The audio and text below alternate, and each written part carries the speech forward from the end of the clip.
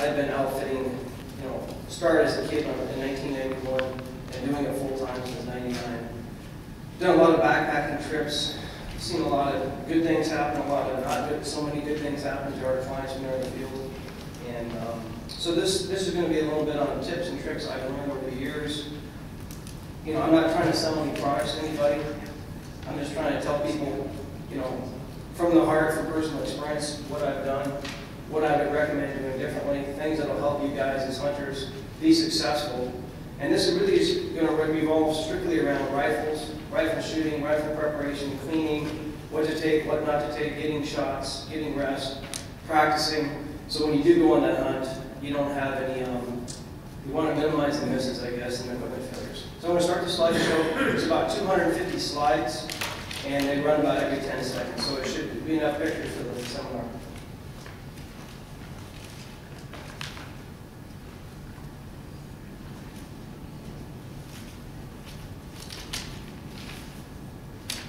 Okay, the first thing with the rifles is choosing a rifle. The guy behind the rifle is much more important than the rifle, but a good rifle is important. In hunting, and I could talk about bow hunting and muzzleloaders. I'm not going to go into that very much. I might mention it a few times. During the seminar, if somebody has a specific question, something that really, something I said that hits home to them, they want to reinforce that, or they want me to ask me something more specific, or maybe a personal thing that happened, we have time for that. But definitely the guy behind the rifle is the most important. I don't care about, I'd rather have a guy with a 30-06 that has 1,000 rounds through it than a guy with a brand new 300 Ultra Mag that's never shot it more than 5 times and was scared. But right now we're going to talk about the rifles. They say size matters, but really with a rifle, the size of the caliber is not as important again as the quality of the bullet and the quality of the products. Since most of these people here are going to be mountain hunters, I think there's probably 4 calibers that 90% of my clients use. And keep in mind, I've done mainly stone sheep guiding, some bighorn guiding, lots of Marco Polo hunting, typically long-range shooting, 100. Well, 100 yards is not long, but it's not uncommon to shoot 100 yards in North America. In Asia, where I've been outfitting since 2002, a 100-yard shot is kind of like getting struck by lightning. It almost never happens. Your most common shots over there are 300 to 600 yards. And as I talk about this, I'm not going to go into like extreme long-range shooting 1,000 yards. I don't think that's what hunters really need. I think it's good to have a gun that will shoot 1,000 yards, but in a field hunting situation, unless you're highly trained with a lot of practice and have a little bit of luck on your side, making 1,000-yard shots on a Marco Polo or a stone sheep is not very probable on the first shot. And rarely do these animals stand around for a second shot. They're not like shooting at a rock or a moose, or maybe even a mountain goat that'll let you shoot at it. If you shoot at a Marco Polo once, it's going to be on a dead run going the opposite direction. So the calibers that I recommend, a 6.5, which is a 264, 270, 7mm 30 caliber. You can go bigger, you can go smaller. The 6.5, I actually shot my Grand Slam of sheep with a 6.5 using 120, 130 grain bullets. And I've shot multiple moose, elk, brown bear, not brown bear, but big grizzly bears with this caliber. It's no problem. It's a bullet selection. You don't shoot 100 grain hollow points out of it, of course, if you're shooting at a bear. But if you shoot 130 grain barn triple shot or 140 grain Swift A-frame, that gun is very lethal. It's actually more lethal than a 300 Magnum with a cheap 150 or 165 grain copper, non-copper, just a lead core cheap bullet. So again, the bullet is really critical. I'd say if I had to pick one caliber that most hunters could hunt almost all the animals in the world with without too much recoil, it would be a 7mm. Either a 280 or a 7mm 08 or a 7mm Remington Magnum. They work really well. The recoil is manageable and a moderate weight gun. A 30 caliber, if you're going to be hunting where there's a lot of bears and other animals that might be dangerous, is probably still a better choice. But my personal favorite for anybody to shoot is probably a 6.5. If a guy can handle a little bit more recoil, a 7mm. If you have a kid or a woman that wants to go hunting and you're worried about recoil, 257s, 6mm, and also the 6.5 again are all really good calibers. I've had people say, well, is a 243 big enough to kill a sheep? And I ask them, well, is a bow big enough to kill a sheep? So again, a 243 in the right hand, especially if you're shooting a high ballistic coefficient bullet, proper scope, It's all in the shot placement. Obviously, a bigger gun, better bullet, if you hit the animal not quite ideal, is going to help. But if you hit them wrong, whether it's a broken leg with a 338 or 6mm, it's still a broken leg. It's not a double long shot. So again, focus on something that you can shoot comfortably and you're not scared of. Extreme rifles like 338 Lapuas, 375, 408 Chi-Tac, 50 calibers. Those aren't really sheep hunting guns, although I've had 100 hunt with a 338. Incredible long-range guns. Those guns are really designed for 1,000+ yards. There's no reason to use them. And you can't be shooting a 338. I mean, you shouldn't be in an 8-pound rifle. And for most sheep hunters, don't carry more than 8 or 10-pound rifles. I'd say kind of the upper end is 10, and most guys are in that 7 to 9-pound range. So I'm just going to follow this outline so people can follow along. Custom rifle versus semi-custom versus factory. Well, a custom rifle would be a full-on minimum of $3,000 to $3,500 typically, depending if you supply the action or not. And semi-custom would be a gun that you maybe have the action trued up, but it maybe still has the factory barrel on it, but you have an aftermarket stock, you have a trigger job, you have it bedded properly. That would be what I consider a custom gun. And a factory gun, just go down and buy one for either $500, and there's custom factory guns that are very expensive also. When you're looking at actions, I'm not going to mention all the ones that are out there, but some of the ones you've heard of would be the Stiller action, the Borden action, there, Jim Borden's in Pennsylvania, Macmillan. A lot of people take a Remington action, they have it totally customized. A really good custom action is going to cost usually about $1,000 up to about $1,500, usually made out of stainless steel. But the bolt and the action will be different metal components. You don't want exactly the same softness or hardness of metal, because otherwise they won't feed as nice and they're not smooth to operate. So some of the guys will actually have a chromoly bolt and a stainless action. And again, I'm not a gunsmith, I'm not going to go into all the technical details, but having a nice custom action, in my opinion, if you're going to spend the money to have a gun built, is better than taking a Remington or a Winchester and having it customized. It'll still shoot well, but if you want the maximum best accuracy, having a full custom rifle is better. If you want a gun that shoots 1/4-inch groups, is it necessary for hunting? No, but it is nice. And it's one factor that you're taking out. The more accurate your rifle is, the more likely you are to have more consistency. And you can get factory rifles that shoot 1/4-inch or 1/2-inch groups, which is very rare. And if you play with them and work with them and do the load developments, it helps. But what I found is a good custom rifle will shoot better with almost any round in it. One of my custom rifles I got from Jim Borden, I mean, the worst group I pretty much get in is about 1 inch, no matter what I shoot in it. Where if you take one of my factory rifles and I take 5 or 6 different kinds of hand loads and factory loads, I might get 1/2 inch on the very best one, but most will be 1 to 2 inch groups. So that's the difference. A good factory gun will shoot almost any, a good factory gun will shoot well, but a good custom gun is just more consistent. Probably more important though than anything is the gun fit you. If a gun doesn't fit you right, it's like putting a great big man on a 15-inch saddle, it's not going to fit right. It's going to be crammed and it's not going to be comfortable. So you got to have a stock that's the right length to pull. If you have a woman that's 5'4" and her husband's 6'6", they probably shouldn't be sharing the same rifle. So fit is very important. So if you have a child or a woman that's getting into hunting, don't expect them to shoot a standard factory rifles are 13.5 or 13 5/8 length of pull, which is good for probably about 5'6", 5'7" to about 5'10", 5'11". If you're more than 6 feet like I am, I can shoot them, but they're not ideal. I need like a 13 3/4. A big man might need a 14, 14.5.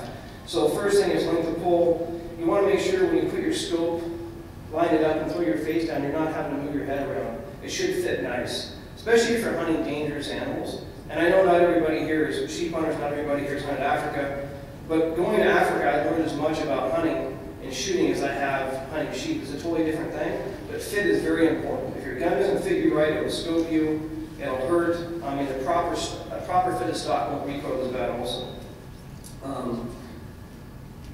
We're talking about different stocks. Again, thumb hole versus standard. Thumb hole stocks are really nice for some people. They're easy to hold, but I've talked to venture shooters, the reason that they don't shoot thumb hole stocks is when you're torquing this gun really heavily, it'll typically torque it to the left, depending on if you're right or left-handed shooter, because it's just the way the dynamics of your hand are lined up. So, and it's also much harder to shoot really quickly. If you're walking through the bush and you're still hunting for an elk. A thumb hole stock is not quite as quick or hunting a bear as a standard stock. So I like thumb hole stocks. They have their purpose. You know, I would say play with one, but typically the bench guys don't like them because they do torque more.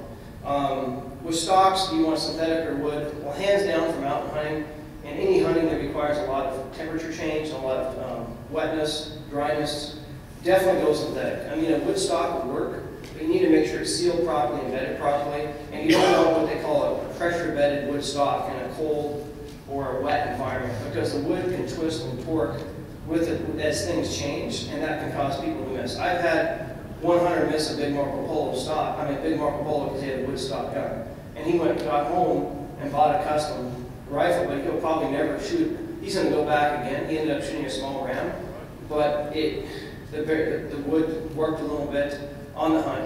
It wasn't properly free-floated, and he didn't even have the action screws quite tight enough. I should have checked more. He said everything was good. He was shooting it decent. But we got up there and we missed. It was only 350 yards. And that stock and his lack of experience with that, you know, cost him a ram. And it's sad because that's a $30,000 hunt, and a custom rifle is $4,000. So if you do shoot, if you do want to stay with your factory stock, that's fine. At the least, when I've talked about custom rifles, semi-customs, I would at least, if it comes with a plastic stock or wood stock, recommend at least getting an aftermarket stock of $200 or $300 and spending a couple $100 to have the gunsmith properly mount it, properly fit it, put a proper recoil pad on. It's very important. Also, the weight of the stock. There's ultralight stocks that weigh 16, 17 ounces, like the Macmillan Edge, and then the standard stocks are between 24 and about 34 ounces.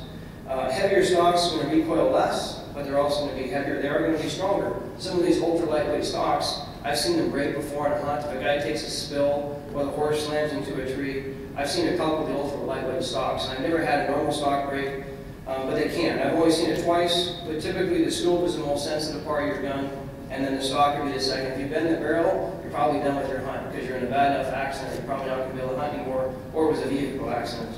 But when you bed the stock and it's bedded properly, the action should not rock in the stock. If you got a gun and you put it in the stock and it's rocking back and forth as you tighten the screws, that's not properly bedded.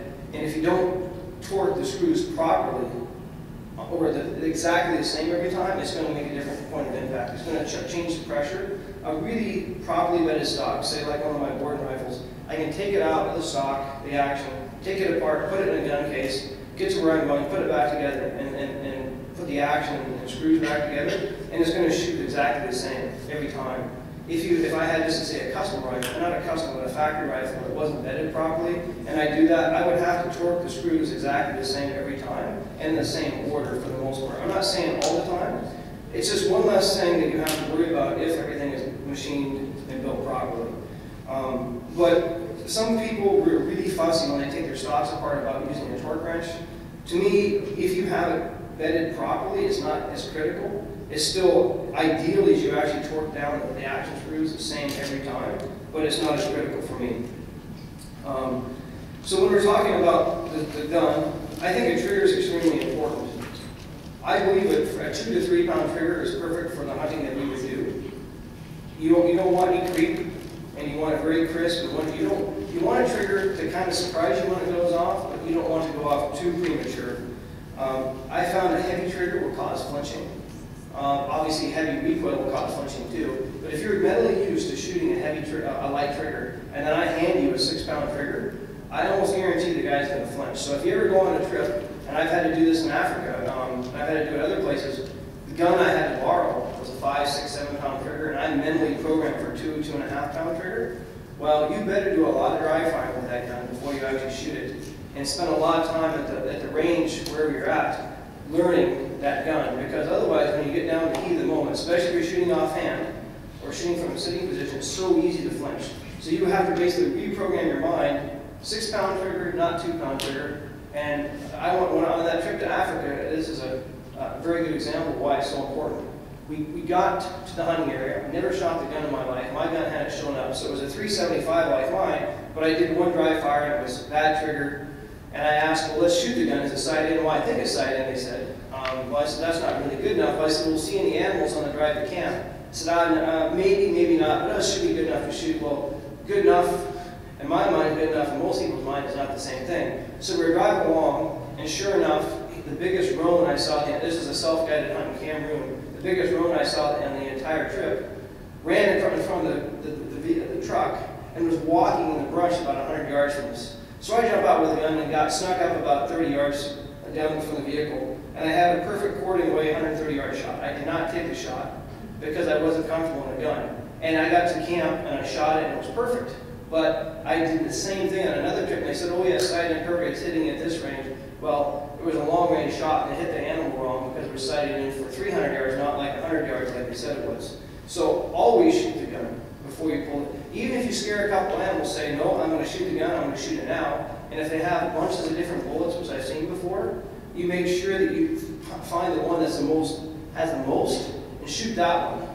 And make sure if you have another one, shoot it also, because it might be a 150 grain bullet, it might be a 180 grain bullet, and you don't know. So make sure you shoot them, make sure you know before you shoot at the animal. I'd rather have a guy shoot 10 times at the target and 1 time at the animal than miss the animal 10 times and be so frustrated he beats the gun over the guy's head. So you have to, when you go on these hunts, you have to take responsibility. I don't care what the guys say, the local guys, don't worry about pissing them off, because you're asking the line when you pull the trigger and miss. So that's why I'm so adamant about having and if you can take your own rifle, great. I have some rifles that we use overseas, and they're set up properly, but oftentimes you won't usually get that if you're buying a rifle. There's a few companies I've worked with that the owners actually have proper rifles, but typically it's a factory gun, maybe a Leopold scope, maybe it's not mounted right. Typically the scope is not mounted right, they're almost always mounted too far back, so you end up scoping yourself half the time if you're not careful.